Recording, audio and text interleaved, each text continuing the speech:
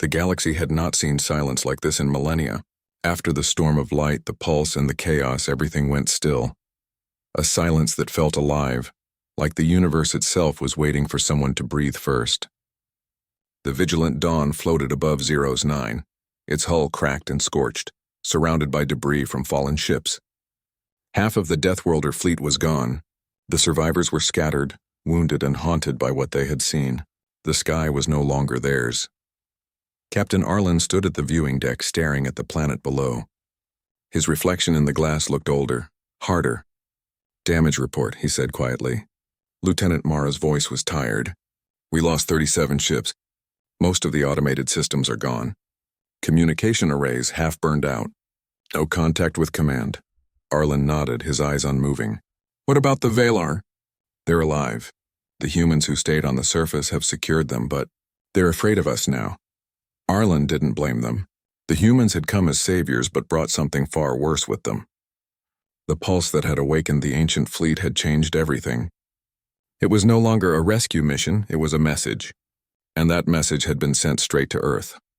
In the ruined corridors of the ship, soldiers moved through flickering light, carrying supplies, tending to wounded. The hum of engines was faint, almost distant, as if the ship itself were holding its breath. The smell of oil and smoke filled the air. A small group of engineers worked to repair the main communication core, sparks flashing as they welded through damaged circuits. "It's not just burnt out," one of them said. "It's like it was rewritten. The system's speaking a different language now." Meanwhile, far below, Saren stood among the ruins of her capital. The Deathworlder's presence loomed above like gods carved in iron. Their massive ships were silent now, their lights dim. Yet she could feel something in the air. A vibration in her bones, faint but constant, as though the planet itself had joined the pulse. "They brought something," she said to her advisor. "Something that was never meant to be here." In the ship's command room, Dr. Kellen's replacement team gathered around the recovered black box from the polar site. It was charred, almost fused to the ground where the old structure had collapsed. The surface still radiated heat. "It's still active," one technician said. "We've isolated it from the network, but it's transmitting in bursts, encoded, repeating the same pattern." Arlen leaned closer. "What pattern?" The screen showed 3 simple lines pulsing in rhythm. Earth origin code 01 prime.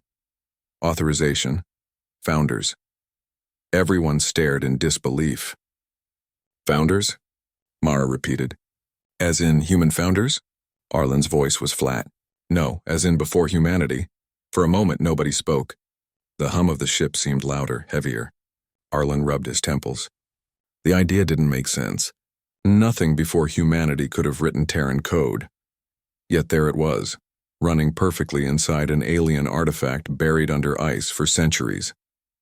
"Sir," the communications officer interrupted. "We're getting a new signal." The static on the monitor sharpened into faint words. It wasn't alien this time. It was human, female, calm and distant. "This is Control Node 7. Reactivation acknowledged. Proceeding to Phase 2.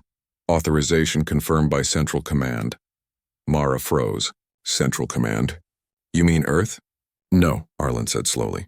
"Earth doesn't use that phrasing anymore. That's from the pre-expansion era, before we left Sol's system." The voice continued, distorted by interference. "Awaiting confirmation from planetary relay. Preparing arrival coordinates. Estimated jump in T-minus." The rest dissolved into static. Then, as if answering the transmission, one of the derelict alien ships outside flared to life. Its surface pulsed with white light, brighter and brighter, until it exploded into pure energy. The shockwave rippled across space, slamming into the vigilant dawn. Systems screamed in alarm. "Shields collapsing," someone yelled. "Reactor flux rising." The ship spun as the shockwave hit, throwing crew members to the floor. Sparks rained from the ceiling. Arlen gripped the railing. "Stabilize!" The pilot struggled to regain control. "We're caught in the wave and it's pulling us toward the planet." Below, the surface of Zeros 9 glowed like molten glass. The light spread across continents, burning away what little was left of the Valar cities. Saren watched in horror as the ground cracked open, releasing streams of blue fire that shot into the air. "They're tearing the world apart," she screamed. The Deathworlder dropships scrambled to evacuate survivors. In the chaos, humans and Velar ran side by side, chased by the growing fractures that split the earth. The pulse grew stronger, shaking everything. Inside the vigilant dawn, the main screen flickered with data, streams of coordinates appearing faster than anyone could read. "They're building a network," Mara said. "Each pulse links to another location." Arlen's eyes widened. "Where?" "Everywhere," she whispered. "Across the entire galaxy."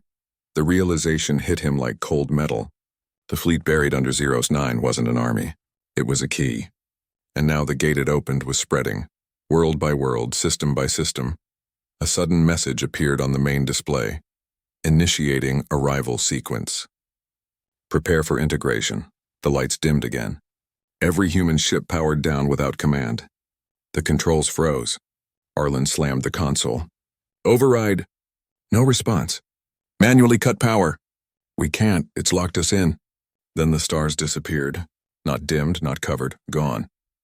The entire galaxy outside the viewport turned black. For a heartbeat, it felt like they were floating in a void older than time itself. Then something moved in the dark. A faint shimmer rippled through the void and a shape began to form. Colossal, endless, beyond comprehension. It wasn't a ship. It wasn't even matter as they knew it. It was a structure built of light and thought, stretching across dimensions. The Deathworlder's sensors couldn't register it. The universe itself seemed to bend around it. Saren, watching from the burning surface, fell to her knees as the sky split open like a curtain. A light brighter than a sun poured through, and for an instant she saw it. A form made of energy, vast and ancient. It had no face, no body, only a presence that filled every living being with one feeling: recognition. Arlen whispered, "It's responding to us." The voice returned, clearer now, echoing across every ship and every mind. "You have awakened the architects, the guardians of the first creation. You were never meant to return here." Mara stared at her captain, her face pale. "Sir, what do we do?" Arlen's hands tightened around the rail. His voice was low, calm, and full of grim certainty. "We do what humans always do. We survive." Outside, the light grew brighter. The stars flickered. And somewhere, deep within the pulse that shook the galaxy, the architects began to remember the species that had once escaped their control. The Deathworlders. And once again, the galaxy trembled. The soldiers raised their weapons, scanning the shadows. Inside was a long corridor leading down into a chamber. Strange machines lined the walls, pulsing with faint light. In the center stood a tall crystal structure, glowing with energy. Around it, skeletal remains of unknown beings lay scattered. Dr. Kellen moved closer, her scanner beeping rapidly. "This structure is alive," she said. "It's transmitting." Arlen frowned. "To where?" "Everywhere," she said quietly. Back on the vigilant dawn, the comm officer gasped as multiple unknown signals appeared on the galaxy map. Distant systems lighting up one by one, as if something ancient had just woken. "Captain, we're detecting matching transmissions across 5 sectors, the officer said. "They're repeating the same phrase." "What phrase?" Arlen asked. The officer's voice shook. "It says the key has been turned. The Guardians return." Arlen's blood ran cold. "Recall the ground team now," he ordered. "Seal that site. Nothing gets in or out." But it was already too late. In the underground chamber, the crystal suddenly pulsed brighter. The machines came alive, spinning and humming like a rising storm. The air shimmered and a holographic projection filled the room. A human figure dressed in an old Earth uniform. It spoke in an ancient Terran accent. "If you're seeing this, humanity has returned to the stars. We left this message not as a beacon of hope, but a warning. The thing beneath us is not ours. It was buried here before we were born." The projection flickered, showing flashes of worlds burning, fleets destroyed, and a shadow moving between the stars. "We tried to destroy it, we failed.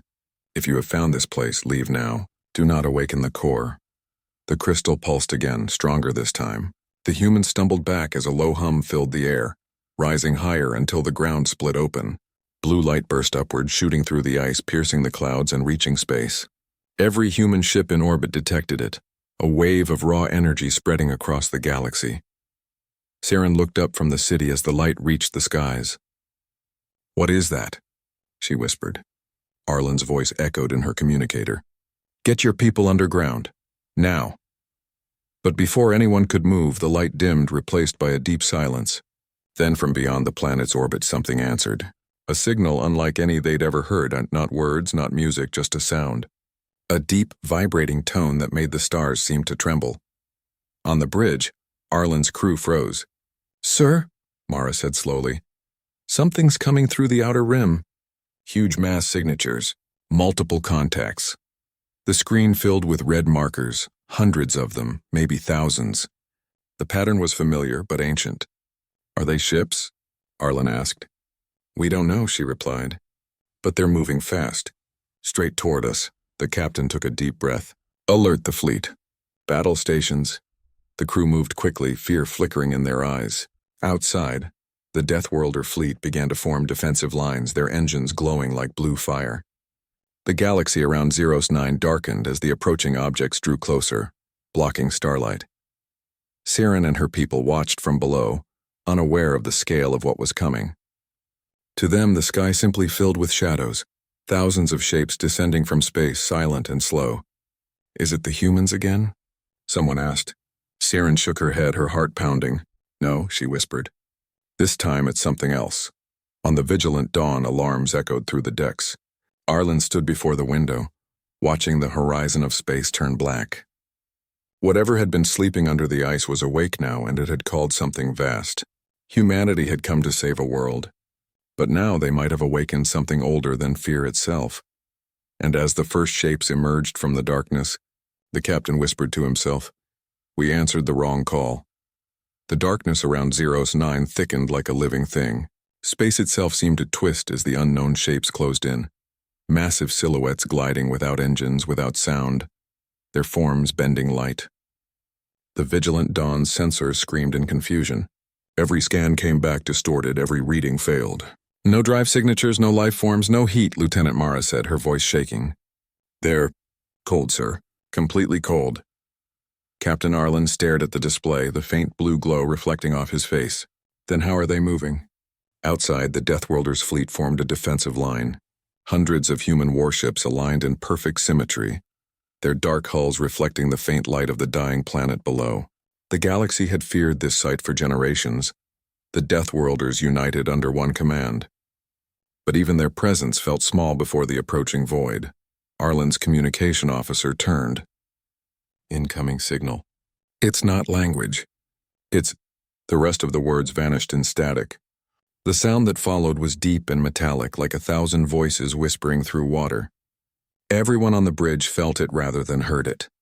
A vibration that sank into bone. Then the lights dimmed. On the surface of Zeros 9, Siren watched the sky flicker. Her people had gathered in silence, staring upward as streaks of light danced across the clouds. The air grew colder, the wind heavier. Even the children felt it, that crawling sense of being watched by something too large to understand. "What's happening?" one of the Velar asked. Siren shook her head. "I don't know, but whatever it is, it's not here to save us." In orbit, the alien forms began to unfold. Plates of dark metal shifted like wings opening, revealing glowing patterns that pulsed with faint blue light, almost alive. Arlen felt his chest tighten. "Magnify." The view zoomed in and the entire bridge went silent. The ships weren't empty. They were covered in shapes, not built but grown. Vast metallic organisms, their surfaces rippling like skin under breath. "What are they?" someone whispered. Dr. Kellen's voice came over the comm. "Captain, we've analyzed the structure's core. It's sending out a pulse every 6 seconds, matching the signal of those objects. I think it's controlling them." Arlen turned sharply, then shut it down. "We're trying, sir, but—" Static cut her off. The line went dead. "Send a squad to retrieve the science team," Arlen ordered.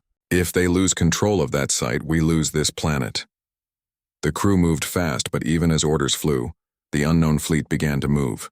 Their formations shifted in perfect unity, rotating like a swarm. No visible weapons, no heat trails, yet their movement carried intention. They weren't approaching for communication. They were surrounding. Arlen's tactical officer looked up, pale. "They're creating a containment perimeter. We're being boxed in."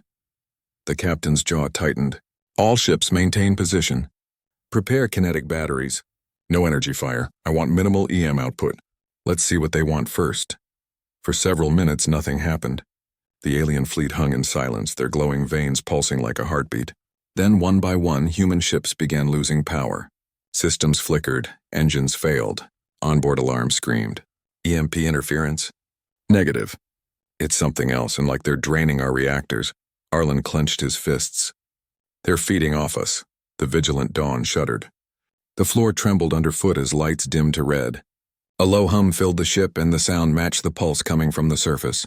Arlen could feel it in his chest. Slow, rhythmic, alive. Down on Zeros 9, Saren saw the Death Worlder ships faltering in the sky. Their once bright engines flickered like dying stars. "They're falling," someone gasped. "No," Saren whispered. "They're being pulled." Near the polar site, Dr. Kellen and her team ran through collapsing tunnels. The crystal core was fully awake now, its glow blinding. Machines rose from the ground like roots breaking through soil, twisting and reforming into new shapes. "It's rewriting itself," Kellen shouted over the noise. "We need to—" She never finished. A blinding flash filled the chamber, and then silence. In orbit, an explosion burst from beneath the ice, a wave of blue light expanding outward. The alien fleet froze for a moment as if waiting. Then every ship moved at once. Their formations twisted into a spiral, forming a ring around the planet. The light spread through them, linking one to another until the entire fleet glowed like a single massive organism. Arlen gritted his teeth. "This is no rescue fleet. They're building something." He turned to his communications officer. "Try to jam the signal." "I already did, sir." "They adapted. They're using our own transmissions against us." Suddenly the voice returned. The same metallic whisper, but now inside their heads. Not through speakers, not through sound. "We have waited.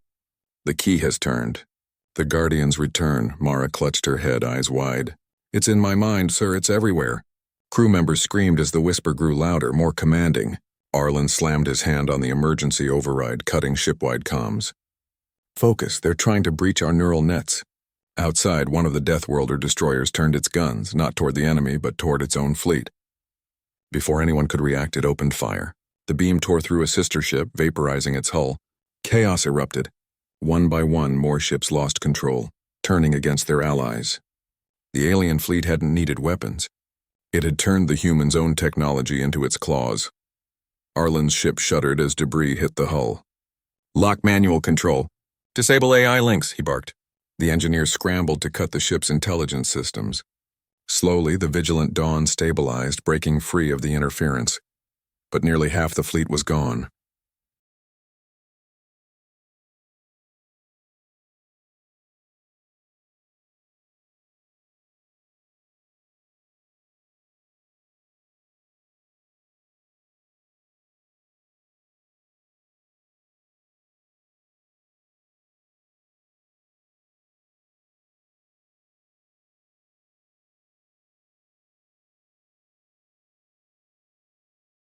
The galaxy was quiet that night.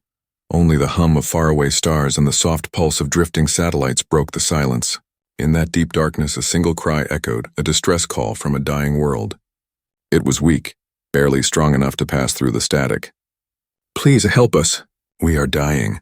The voice trembled with fear and pain. It came from Zeros 9, a once beautiful planet now covered in smoke and fire. The Velar, the alien species that lived there, were known for peace. They built songs into their cities, light into their walls. But now their music was gone. The only thing left was that desperate SOS. Most empires ignored it. To them, Zeros 9 was already dead. Helping would be a waste of ships, soldiers, and time. The Galactic Council blocked the signal on most frequencies. "Too dangerous," they said. "The infection of war is spreading there." But not every ear turned away. On the far side of known space, deep in the Orion Reach, a human listening post picked it up. The message repeated again and again, looping like a heartbeat fading away. And when the Death Worlders heard it, they listened. The humans had many names across the stars: survivors, destroyers, Death Worlders. Their home world was a place no other species could survive. Toxic air, violent storms, creatures that killed without warning. From that world came a people who learned to fight for every breath. To aliens, they were a paradox, both saviors and monsters. So when they moved, everyone noticed. And when they decided to answer an SOS, even the strongest civilizations whispered in fear. The command vessel Vigilant Dawn hovered in deep space, silent and still. Inside, Captain Arlen watched the holographic map as the red signal pulsed. "It's real," his science officer said quietly. "Origin confirmed. Civilian code. No known weapons or defense systems on the planet." Arlen leaned forward, his face unreadable. "Who else has responded?" "No one, sir." He didn't speak for a while. Outside, a planet's light shimmered through the ship's viewing glass. "Then we will." His voice was calm, but the words carried weight. Around him, the crew moved quickly. Engines came online, weapon systems powered up, and navigation lit a bright blue path toward Zeros 9. When the Deathworlders' fleet moved, the void itself seemed to ripple. Ships larger than cities glided through the darkness, armored, silent, perfect. Each vessel carried the weight of human history and the quiet hum of power. Communications networks across the galaxy lit up with panic. "The Deathworlders are moving again," voices said in alarm. Something has called them. On the dying planet, the Valar survivors were losing hope. Their capital city lay in ruins, the air thick with dust and ash. Families huddled inside collapsed buildings, hiding from the scavenger drones that still hunted them. Saren, the last leader of the Valar, walked through the empty streets. Her once golden skin was pale and tired, her eyes red from the smoke. "We sent the signal," she said softly to her advisor. But no one came. The man beside her lowered his head. "Then it is the end." But that night the sky changed. It started with a low rumble, like thunder from a storm too far to see. Then light filled the clouds, blue and white cutting through the smoke. People looked up, shielding their eyes. Dozens of ships broke through the atmosphere, their hulls burning with plasma as they descended. The ground shook.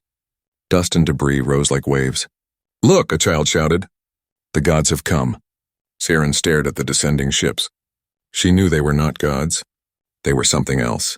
The markings on their hulls were old and strange. A single blue circle with white stars around it. She had seen it once before in an archive. Humanity. Deathworlders. From orbit, the enemy ships that had enslaved Zeros 9 tried to flee, but they were too slow. The Deathworld fleet opened fire.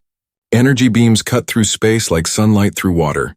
One by one, the invaders' ships exploded into silence. The shockwaves reached the ground, shaking what was left of the planet. The Valar watched from below, tears mixing with ash. For the first time in years, the invaders' banners burned. On the bridge of the Vigilant Dawn, Captain Arlen gave calm orders. "Target 3 down. Target 4 escaping. Send pursuit." His voice was steady, his eyes cold. He didn't fight for glory, only for purpose. When the battle ended, he stood in silence. The planet below glowed with faint fires, but it was over. "Prepare a landing team," he said. When the Deathworlders landed, even the ground seemed afraid. Their armor was dark and heavy, their steps loud in the still air. Saren waited at the edge of the ruins as the largest of them approached. He removed his helmet, revealing a human face marked with scars and calm eyes. "We heard your call," he said simply. "We came." Saren couldn't speak. Her people gathered behind her, staring in disbelief. "Why?" she asked finally. "No one else came." "Why you?" The captain looked up at the red sky. "Because we remember what it feels like to call for help and hear nothing." His words hung in the air like truth carved in stone. The Valar wept. The Deathworlders began unloading food, medicine, and supplies from their ships. But even as they helped, Saren felt a strange tension in her heart. The humans moved with military precision, their eyes scanning the horizon. They weren't just rescuers. They were watching for something. Far above, deep inside the wreckage of an enemy ship, a small black device blinked. It wasn't alien. It wasn't Valar, it was human-made. Old, marked with the insignia of an ancient Earth project long forgotten. The beacon pulsed once and vanished. Captain Arlen stood at the edge of the landing zone, feeling the wind shift. "Something's wrong," he said quietly. "This SOS, it wasn't random." His second officer looked at him, confused. "You think it was meant for us?" Arlen didn't answer. He looked up at the burning sky, and for the first time a faint chill passed through him. In the following hours, the humans secured the planet, helped the survivors, and silenced the last of the fires. But far across the galaxy, in the dark space between stars, ancient systems activated, listening, watching. The moment the Deathworlders had answered the signal, something else had awakened. Something older than war. And as the fleet prepared to leave orbit, the stars seemed to flicker. For a second, it looked like the entire galaxy blinked. The universe had noticed their movement. The death. The following days brought an eerie calm over Zeros 9. The smoke still hung in the air, but now it mixed with the scent of fuel and metal from human ships. Massive landing craft covered the planet's surface, creating a strange contrast against the ruins. Advanced technology resting in the grave of a lost civilization. The Valar had been saved, but they couldn't forget what they saw. Deathworlders had destroyed the invaders with terrifying precision. They didn't fight like heroes from legends. They fought like predators protecting their home. Captain Arlen walked through the broken streets, his boots crunching over ash and glass. Around him, human engineers worked quietly, setting up medical tents, power nodes, and comm stations. The survivors watched from a distance. Some whispered gratitude. Others whispered fear. Arlen stopped when he saw Saren standing among her people. She was thinner now, her eyes hollow but alert. "Your people are safe now," he said, his voice even. "We'll restore water and power within a day." Saren nodded but didn't smile. "You didn't just save us," she said softly. "You erased our enemies completely." Arlen looked at the sky where streaks of debris still burned in the atmosphere. "They gave us no choice." But deep down, Arlen knew it wasn't that simple. Something about this mission felt wrong. The distress signal had been too precise, too perfectly aligned with human relay channels. It shouldn't have reached them at all. And yet it had. He couldn't shake the feeling that someone wanted them here. That night, the fleet's scanners picked up an anomaly near the planet's pole, an energy signature too strong to be natural. Lieutenant Mara reported it to Arlen. "Sir, there's a buried structure here. Not Valar tech. It's older." Arlen studied the data. The readings showed power still running, even after centuries. "How deep?" 8 kilometers under the ice crust. The next morning, a team of soldiers and scientists descended in a dropship. The polar region was silent and gray, endless fields of frozen dust. The humans moved carefully, melting layers of ice with plasma drills. Soon metal glimmered beneath the frost. A door, smooth and circular, covered in unknown symbols. The language wasn't Valar, and it wasn't any alien race on record. The symbols were human. Dr. Kellen, the science officer, stared in disbelief. "This isn't possible," she whispered. "These markings are Terran. Early colonization era, 200 years before first contact." Arlen's face hardened. "Then what is it doing here?" The door suddenly vibrated, reacting to their presence. A blue light formed along the edges, then the ground shook violently. Ice cracked, and the team fell back as the massive gate began to open. From the darkness, a cold mist poured out. The sound that followed was like a whisper made of metal. A voice, faint but clear. "Access granted. Welcome back." Worlders had answered the call, and the galaxy trembled once again.